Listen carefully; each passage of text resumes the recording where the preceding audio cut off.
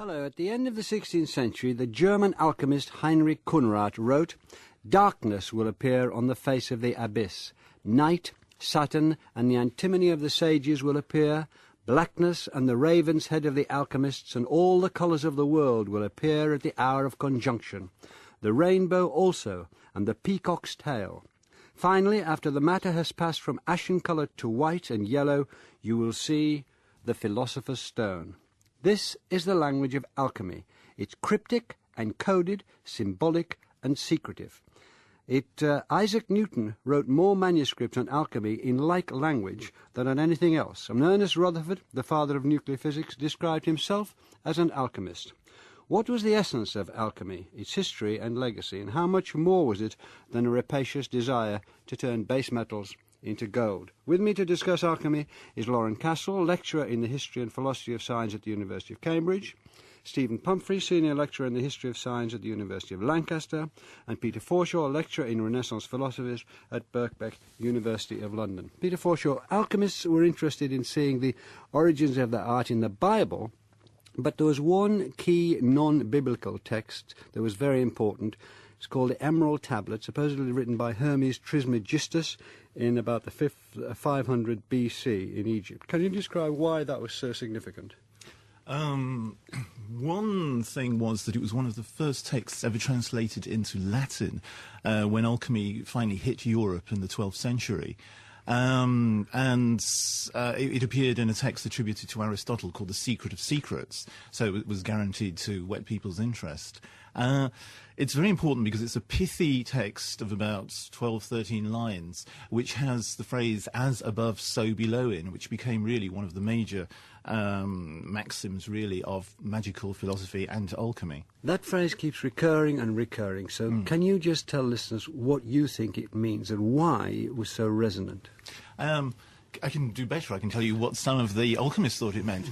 Thomas Aquinas' teacher, Albert the Great, for example, suggested that reading the Emerald Tablet, as above and so below, refers to the influence of the heavens, the 7 planets of the Ptolemaic cosmos, from the moon up to Saturn, influenced the growth of 7 metals in the earth. So, for example, Saturn influenced the growth of lead, Sun the growth of gold, and so forth. And there was a correlation between the planets and what above and the metals below. Others say that it's form in a Neoplatonic sense and matter below, which are the two components of all substances. So there's a relationship between what is up there and what's down here, a material and a spiritual relationship, which is where the Bible comes in here, isn't it? Yes. There's a dynamic going on between the earth and, let's call it, the heavens. Yes, and also what was very interesting was that it's, in some ways, it's a pre-Christian creation myth, which is equated with the book of Genesis. And people, when they read things like the Emerald Tablet, said, "Hey, this sounds really almost like Genesis at times. It's foreshadowing Genesis, maybe, even." And you find that in the book of Genesis you've got light being created, which correlates with as above, and then you've got the formless and void earth and water below, which ties in with the as above, so below of Hermes Trismegistus and the Emerald Tablet. You say this was translated in Latin. Did the idea of alchemy then, as it were, take form then? Did it take form later in the 7th, 8th and 9th century in the Islamic development of Islamic culture? Certainly. I mean, it's very influential in Alexandria, even earlier, but certainly in the Arabic tradition you've got very famous names like Jabir ibn Hayyan, also famous as being a Sufi. His works were translated into Latin, or at least ones attributed to him, and the figure Geber in the Latin tradition became extremely influential, introduced ideas of mathematics, quantification of substances, which influenced people like Robert Boyle later on. So is this theoretical here, or is this time the sort of pre-Middle Ages, if we're using the way that we're counting in the sort of Christian world?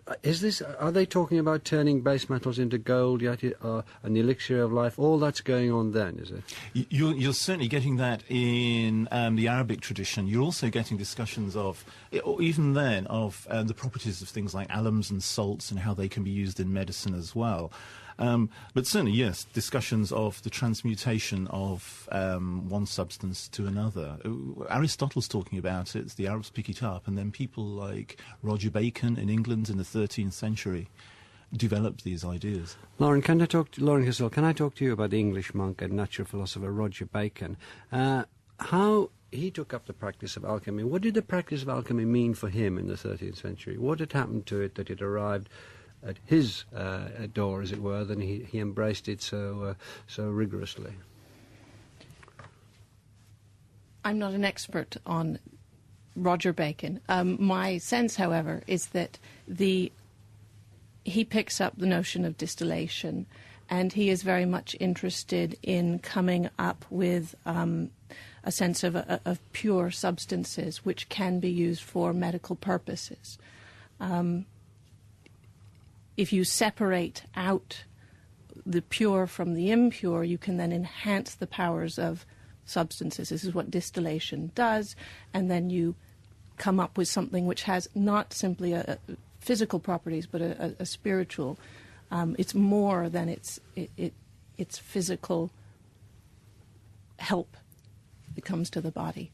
So we're talking about a third thing now. First of all, we're talking about the sort of almost philosophical idea, as above, so below, a way of understanding. Then we're talking about, at the same time, that then you can turn base metals into gold. And now we're talking about its uses in medicine here. Was the drive towards medicine part of the alchemy, as Roger Bacon saw it? Absolutely. And he, along with a series of other, John of Upasisa, texts attributed to Raymond Lull, these are all 13th, 14th century alchemists who are talking primarily about distillation, and they're interested in the elixir of life. They're interested in that which makes one healthier and enables one to live longer. This is a tradition that becomes one of the dominant traditions through the later period.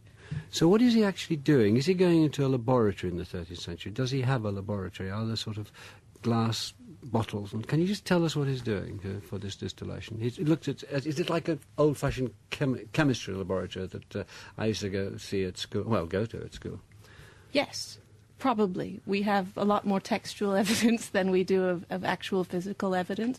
But yes, he knew an awful lot about the way that many different physical properties were. I mean, Roger Bacon is known not primarily as an alchemist. In the literature, he is thought of as one of the first experimental philosophers. That's an anachronistic way to put it. That's more of a 17th century definition.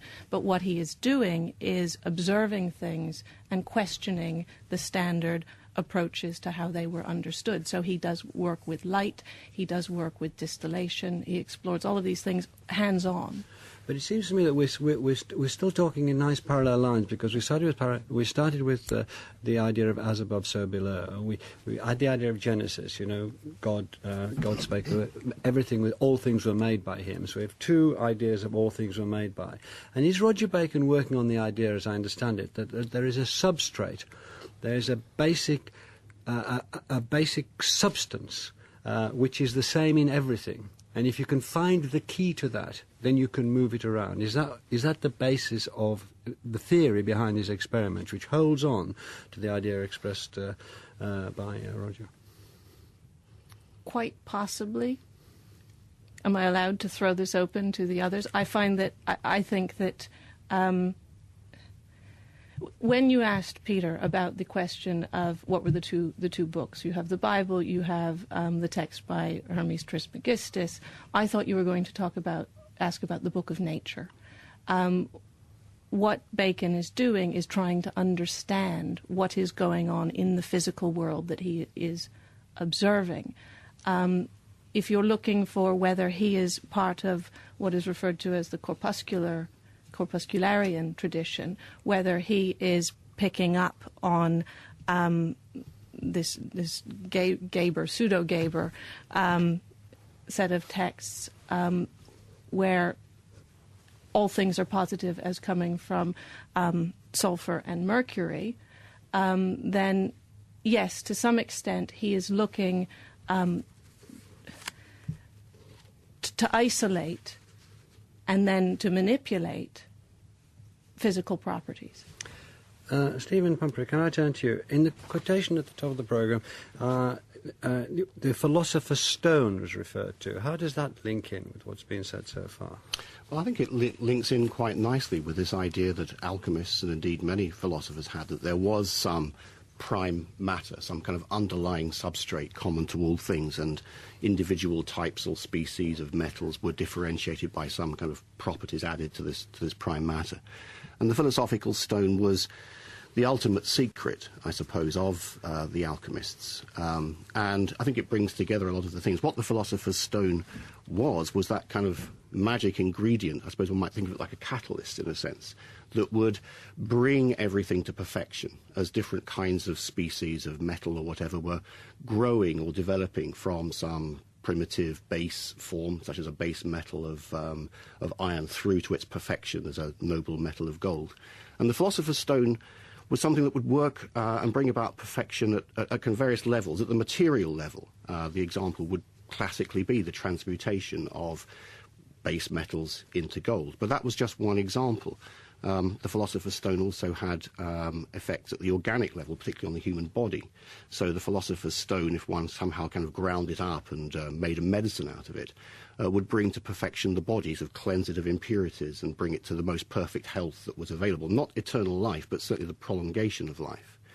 And it also connects not just at the material and the organic, but to the sort of spiritual level in a theological sense as well. Because the alchemist's language is often loaded with religious language and allusions to theology. And some alchemists made connections between the philosopher's stone and Christ as the stone rejected by the builders. And so the philosopher's stone could also be seen to refer to the sort of perfecting work of Christ or the Holy Spirit, bringing the soul from its state of original sin to perfection in union with God and eternal life. So it works at all of these three levels. That's why it's so central to alchemy. And is the turning of metals into gold to make them more perfect, is that in order to find the philosopher's stone? Is it thought of as something like a kidney stone, which the body turns into stone, which was one of the things that fascinated people at that time? Is it rather like that? Is that a useful No, metaphor? the philosopher's stone, as I understand it, and it's obviously quite difficult to understand, they don't give us much help. The philosopher's stone, as I understand it, is something that one kind of adds to one's kind of alchemical operations on other kind of matter. So you might take a kind of big lump of lead, add a small bit of this kind of secret ingredient that someone's given you if you're very lucky, and so 3 hours later, wham, bam, it's kind of the philosopher's stone has acted to allow nature to work faster than she normally does and perfect this lead into gold. So no, it's what exactly it is. We're not clear about. I mean, an alchemist like Paracelsus said that you make the philosopher's stone by taking the rose-tinted blood of the lion and mixing it with the gluten of the eagle, which kind of doesn't get us very far. Well, but if you meant, like, I mean, we're not at Paracelsus. Paracelsus comes at about just after 9:20. We're not. Well, that's probably the clearest definition of how to make the philosopher's stone. The lion and that could be code. They were using a lot of code this way. Peter, why this obsession with metals? Metals were seen as the most perfect manifestation of basic matter. Also, metals, I think, are significant because a lot of natural philosophers, so people who are interested in alchemy as well, are reading Aristotle. And Aristotle, in his work called Meteorologia, even though that sounds as though it's about the weather, in Book 3, he posits the formation of metals and minerals and rocks and so forth from two substances. A watery vapour, which later on is understood as being mercury by Geber or Jabir, and an earthy smoke, which is understood as being sulphur. And natural philosophers really take this Aristotelian idea. It's developed by the Arabs and really more firmly equated with sulphur and mercury. And the idea is that, in Aristotelian theory, is that all things are growing to perfection. So all metals will eventually grow, mature or ripen into gold. And as Stephen mentions, this, the alchemist is looking for something that will catalyse the process. You can take lead. The idea is in Aristotelian theory that lead and gold aren't a different matter. They're both basically primal matter, which is this matter without form. And what you do is you strip away the form of lead, reduce it to primal matter, and then encourage nature to put the form of gold It seems to be that just in this early Middle Age, as the Middle Age goes into the cusp of the Renaissance, alchemy is standing for a great number of things. It's to do with the search for, it's to do with still the divine, the search for the divine. It's to do with the interaction between the heavens and the earth. It's to do with what you do with things themselves to reach. It's to do with the purification of yourself. It's all going to be alchemy. Yes, yeah. At the same time, because of this, we are going to turn this into gold and make people, including ourselves, very, very, very rich. It netted an awful lot of fakes and charlatans who were called, I believe, Lauren, puffers at the time. Can you give us an example of one or two of the puffers? There are many, many of the puffers, and one of the problems is that you have stories that are told, they're now referred to as transmutation stories, in which people say, I am a real alchemist, and this is my claim to legitimacy, and I got the text or the stone because I married the widow of the dead alchemist, or I met this itinerant on the road. All of these stories posit a bad alchemist against a good alchemist, the good alchemist being the one who is being written about. Any number of practitioners were referred to as these puffers, these charlatans. Paracelsus, I know we're not quite 20 past, Paracelsus was famously decried as a charlatan.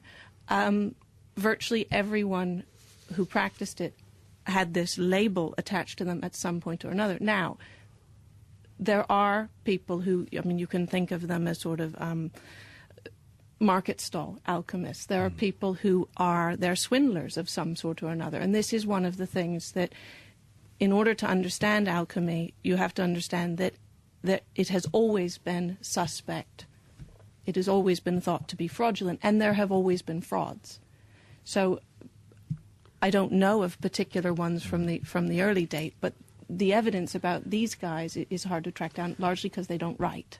But there were people, weren't there, like Nicholas Flamel, as I've got down here, and George Starkey. Do you know about those people? Can you give the listener some idea of how they were getting away with it? Well, presumably nobody turned up saying, look, I've turned a base metal into gold.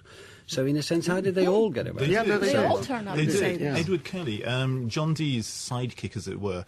John Dee is Queen Elizabeth's astrologer. They found, supposedly, in the monastery at Glastonbury, a powder of the Philosopher's Stone, and Edward Kelly allegedly did transmutations in front of the Emperor Rudolph in Prague, and actually was knighted. He did really well from it, but he was always accused of being a charlatan and fraudulent. But do you believe that that Kelly did turn it into gold then with the means available? We can come to the present day as to how the idea is by no means foolish or nonsensical of changing things, but at that time the means available, do you think that he did, or he was just a cleverer charlatan than the others? Well, historians of science, particularly historians of alchemy... Maybe charlatan's the wrong idea, because some of them really were searching for things that were very important, but it was just at the age a few hundred years ago where they had not the means that people have now. And so to deride them is foolish, because that was then, and with what they had, they went a very long way, as we can now see. Right. Well, I think, historians of science, especially historians of alchemy, don't like being forced to talk about what they think was really going on. So, but let me kind of take a chance. I think that from what I've read, given that the alchemists, as it were, understanding in our terms of what kinds of metals there were in purification were rather different, I think we can imagine that some of the operations did result in pure gold being smelted out when they didn't expect it to be there in the first place. And there may have been a few kind of tricks, and indeed some minerals and amalgams can look a bit like gold. So I think what we can say is that the results of these operations sufficiently often produce material that was sufficiently convincing to count as gold at that time to give the whole thing a very serious credibility. When you buy a gold watch, how do you know it's gold? Well, I don't know anything about that sort of stuff. No, but precisely, it's the same then. If it's a yellow colour, if it's heavy, if it's malleable, then it's sort of gold. And you do find, for example, still in museums, gold coins and medals which have been struck. Some of them even which are partially from fool's silver. gold, of course. Yes. Like pyrite. Yes. But you find some which are really closely approximating gold. There may be amalgams, as Stephen implied, and that's one of the things that. the more sceptical alchemists, or the more realistic ones, say you've got to test them. So even on this level, which is a sort of greed, populist level of if you're an alchemist, go and show me. Yes. Even on that, enough people were showing me them, emperors, kings, to keep the thing as it were ticking over at this time. Even one of the because we'll come back to the sort of association with ideas of how the universe operated in a moment or two. But another, as it were, public demonstration that they were alchemists was to do with the pursuit of the elixir of life. Could you talk about that, Lauren, what they were pursuing when they were looking for the elixir of life? Well, they're pursuing, this brings us partly back to Roger Bacon and the distillation, they're pursuing the quintessence, the fifth essence, the thing which is that which was present at creation. So they're referring back to the Bible in this case? Yes, it always refers back to the Bible. What the alchemist does is what God does at creation. The alchemists are pursuing a way, as was being talked about before, of replicating what happens in the bowels of the earth at a greater speed. This is God's work. So they look for the processes that enables them to do this, and one of the most important products, as well as gold, is this quintessence. If you imagine alcohol is it evaporates quickly. It is like air. It is a water that burns. It's a divine substance of some sort. So they're looking for, through distillation, some sort of quintessence which then has positive effects on the body. And that is the elixir of life. It preserves health. And just jumping in, quintessence is spirit. And spirit at the time has so many different ramifications. You get equated with the Holy Spirit, the spirit of the world, the spirit in your body. And there's a sort of continuum between them in a way. I just want to actually mark where we're talking about when you say it all goes back to the Bible, we're talking about the fall, aren't we? So is that where where exactly in the Bible are they referring to when they're talking about the elixir of life? Well, the elixir of life. I can't answer that question. Well, can somebody answer that question? I can answer that Thank you very much. The story is that Adam and Eve sin, and we know it's Eve's fault, right? Adam and Eve sin. Disease is the result. So before the fall, they're all different stories about whether they were giants, whether they had genitals. It's very interesting, the debates about what the existence of Adam and Eve was like before the fall. After the fall, they suffer disease, and they will suffer death. The angels come along at the behest of God, and they tell Adam what he needs to know in order to heal his disease. Now, this is a story that Paracelsus likes to tell in various forms, and after Adam, the knowledge of medicine, Adam has the first true knowledge of medicine, declines, and men begin to live less long, right? The patriarchs lived for, however many score years. For 963 years, is recorded. So what Paracelsus is saying, we have lost this knowledge. It's no longer present in books. We need to recover it from nature, from studying nature. And so his whole program is to find this true Adamic knowledge, this angelic knowledge that Adam and Eve had after the fall, in order for us to be able to heal ourselves better. And the only source of this is practice. It cannot be found in the corrupt classical tradition. Yeah. Paracelsus, about 5 minutes late, but here he comes. Can you just give him a date and take on from what Lauren has so eloquently said, just to place him as to what he is bringing to the table in terms of alchemy? Well, to give him a date, he's born in rather humble origins, so as with many humble, we're not quite sure, born somewhere around 1493, 1494, dies in 1541. And the dates, I think, are significant because he's developing his ideas in that very kind of turbulent time of the Peasants' Revolt and the Reformation. And he himself is a very kind of firebrand, radical character with strong ideas on religion, medicine, alchemy, everything. What I think he really brings to the table is, first of all, an evolution of alchemical theory. We've talked about sulfur and mercury. Paracelsus adds a third principle, which he calls salt. So he's refining alchemical theory. But perhaps more importantly, what I take him to do is to say that to argue very forcefully that these three tria prima, these three alchemical principles, are not just the basis of the understanding of transmutation of metals. They are the basis of all matter, the entire creation. And so what Paracelsus successfully does, or certainly his followers on his behalf, what he does is to advocate an entire alchemical model of the whole universe, which he deliberately opposes to, as Lauren said, the corrupt bookish tradition of people like Aristotle and Galen, of the sort of four traditional elements. And through him and his followers, they are effectively setting up an alchemical or chemical philosophy as a rival way of understanding the whole of nature to attack the philosophy of the schools and the traditional medicine of the Galenists at the time. He is accorded, some people give him great eminence for bringing all sorts of things to the to medicine. For instance, introducing the idea that illness comes from germs which are external and not internal. Yes, and we haven't really got time to go into that now. But to move to another big person in this story is Simon Forman, a follower of Paracelsus, the English alchemist. Lauren, can you tell us what he did that was important in this story? Forman, he is not a great scientist. He's not a great figure in the history of science. But what he does is he writes constantly. He's born in 1552. He dies in 1611. I've spent the last 10 years of my life working on him. That's why I know his dates.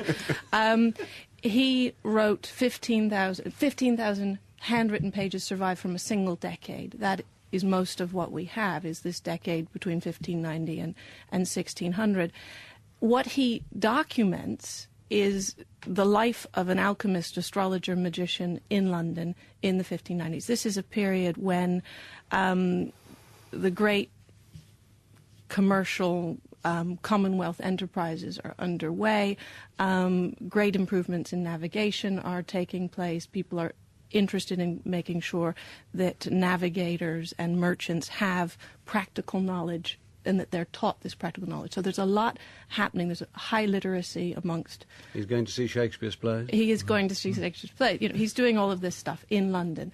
And what he documents is that there is a huge circulation of alchemical Paracelsian medicine in this period, which is being passed in scruffy handwritten notes from person to person, and being practiced in conjunction with astrology and magic at the most dispersed level on the streets of London. But here it's coming to and this is alchemy in that sense, in this thriving 1590s. Elizabeth I, Shakespeare's writing, East India Company is about it before, and so on and so forth.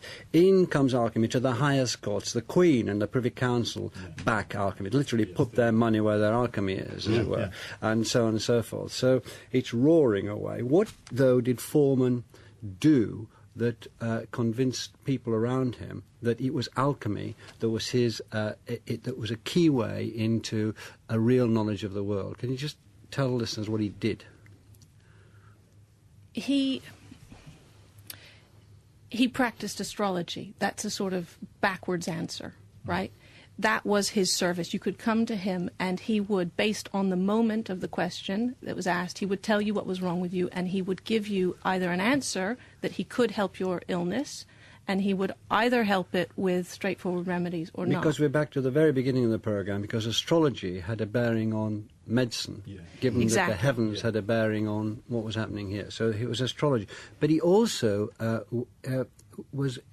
used the elixir of life idea, didn't he, on himself when he got the plague. The beginning of the... Sorry, okay, you want the story? I've read... No, I don't want the story. I just want to get moving. He got the... It's your notes I'm quoting from, for goodness sake. In 1591, and it was... So he's bringing into play the elixir of life as well as the sort of astrological ideas behind alchemy, isn't he? Yes, he is probably giving everybody this stuff that he has distilled. He says he can cure the plague with it. And he... at the time, there's a separation between medical practitioners who work they write prescriptions and an apothecary fills those prescriptions. Foreman refuses to work within the established hierarchy. He is not a legitimate physician, and he says you get the full service from me. Yeah. You get these potions that I'm making, which may or may not have magical, alchemical, astrological properties. They may be straightforward herbal things, and he enables people to be treated by him in what is probably a comprehensive, coherent framework. So in some sense you have the apotheosis of alchemy, but at the same time it isn't studied at any university, as I understand it. You're going woof woof. I'm going woof woof. Actually, we're talking about, I mean, the 1590s, early 1600s are the heyday of Paracelsian revival in some ways. He died in 1541. Then you find 1580s, particularly, texts start being, because Paracelsus wrote in German most of the time. People are translating to Latin, promulgating it. And what you find with Simon Foreman, he is very Paracelsian, hands-on, getting dirty, making your own medicines. And astrology is necessary for, you know, the as above, so below. The as above the stars, Paracelsus says there's a heavenly arcana and there's a star also inside you. The physician identifies your ailment through astrology. The alchemist then makes the arcana, which is the secret remedy, which is good for you. It doesn't answer my question, though, is why isn't it studied at universities as astrology, as astronomy, as and so on and so forth? There's so much knowledge going on. It's taken up by very intelligent, influential people in society. Why isn't it a subject to university? Because it's very hands-on. For example, medicine, university medicine, for example, Steve mentioned Galen. A doctor at university had the theory, and then he had some underling, like a barber surgeon, to do all the physical work. And it's the same with medicine. Alchemy is hands-on. You don't get a pharmacist to do it, you do it yourself. And I think also there's the secretiveness as well, sorry to push on a bit. Is it the language that I read at the beginning of the programme, the language that Newton writes in, which I want to get to in a few minutes, is it because of the secrecy, they want to keep it out of any public domain for all sorts of, you tell me, reasons? Oh, yes. I mean, they certainly do write in this secretive, sort of cryptic way. I mean, that means we're dealing with codes here. And I suppose there are several reasons why that might be. I mean, some of them, I think, frankly, we've talked about charlatans and so forth, are writing in this way because they're trying to sort of obscure the fact that they're pretending to more knowledge than they have. I'm sure that's one reason. Another reason is that this, if it's true, particularly sort of alchemical transmutation, is powerful knowledge, which you don't want the vulgar to have. And in this case, the vulgar means the unadept, the uninitiated, not just kind of the common people. Peers of the realm don't count as kind of, initiates in this sense. So you're keeping it from the uninitiated. And the reason for that, perhaps, is that the true alchemical adeptus imagined himself to be sort of particularly chosen by God as part of a succession of people who had been initiated into this kind of revealed knowledge, which was the ultimate key to the understanding of nature. I'm going to move radically now because there we go. Boyle called... yes, I'm sorry, it's not far, never mind. Robert Boyle, the father of modern chemistry, in 1661 he wrote The Skeptical Chemist. He is the founder of... Let's leave it at that, the father. He was an alchemist and paid great tribute to alchemy. And can we talk about him as an alchemist as well as a chemist? Because it would seem that there we are with the most practical, hard subject, and with this other subject which comes trailing clouds of Genesis and Egyptian lore and so on and so forth. So can we just talk about Boyle? Yeah, good. Boyle is interesting because, I mean, this skeptical chemist, everyone thinks, oh, he's totally against alchemy. And certainly early on he does make remarks. For example, he loathes the obscurantism of alchemy, the way it's transmitted, green lions and dragons and so forth. And he said, no, we've got to have a far more sort of open language so that we can share knowledge. So that in some ways is the end of one style of alchemical transmission. But he is fascinated with alchemical processes. You mentioned George Starkey, an American who comes over from the States, from the Americas, and has far more laboratory experience than Boyle, introduces him to this work. And they really do practice, they're theoreticians on the properties of matter. Boyle is fascinated by the property of mercury as some sort of universal solvent. He even gives a paper to the Royal Society in about 1678 on the degradation of gold by an anti-elixir. He can't make the elixir that makes gold, that perfects it, but he's made one that at least dissolves gold, which is a start.